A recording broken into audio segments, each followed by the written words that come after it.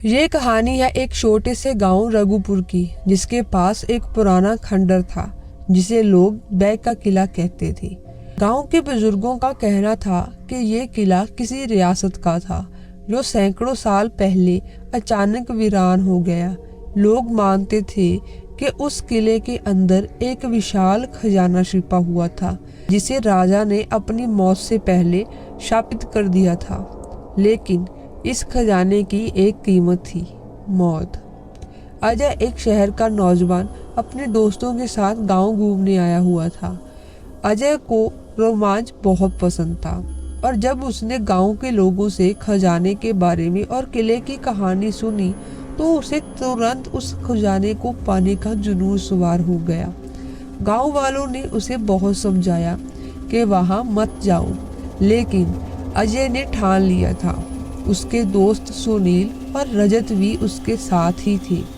तीनों ने रात के समय किले के अंदर जाने का फैसला किया। रात के समय किला और भी डरावना लगता था।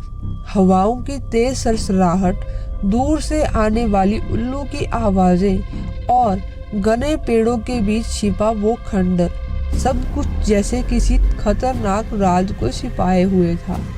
अजय और उसके दोस्त किले के अंदर घुसे। टॉर्च की हल्की रोशनी में दीवारों पर बनी पुरानी चित्रकला और टूटे फूटे पत्थर दिख रहे थे।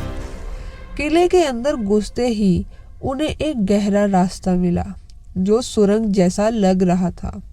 अजय ने बिना सोचे समझे उस सुरंग में घुसने का फैसला किया। जैसे जैसे वे अंदर बढ़ते गए, चारों तरफ का माहौल और भी घना और भारी होता गया।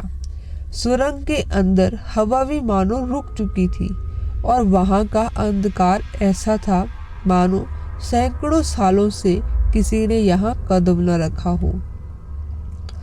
रास्ते में उन्हें दीवारों पर खून के धब्बे और अजीबोगरीब चिन्ह दिखाई दिए। अचानक रजत को महसूस हुआ कि किसी ने उसके कंधे पर हाथ रखा है। उसने मुड़कर देखा पर वहां कोई नहीं था। एक सर्द लहर उनके शरीर में दौड़ गई, पर अजय ने सबको आगे बढ़ने के लिए कहा। सुरंग के अंत में वे एक विशाल दरवाजे के सामने पहुंचे।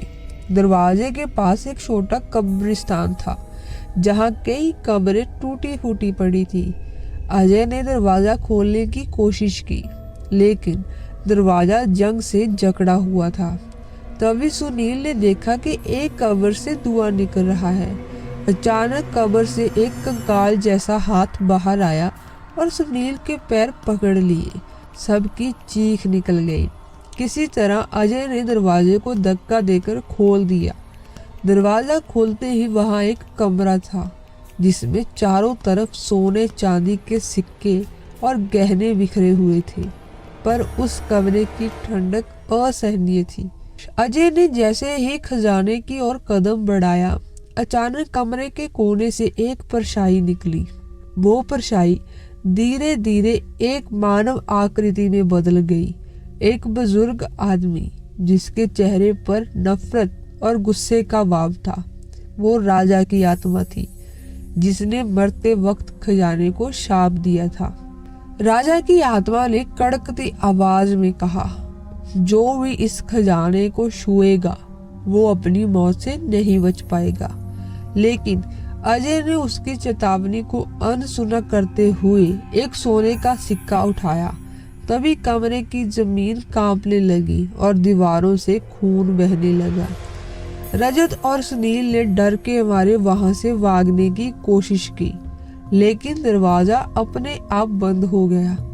राजा की आत्मा ने हवा में उड़ते हुए अजय के पास आकर उसकी गर्दन पकड़ ली। अजय की सांसें धीरे धीरे रुकने लगी और उसकी आंखों में खौफ भर गया।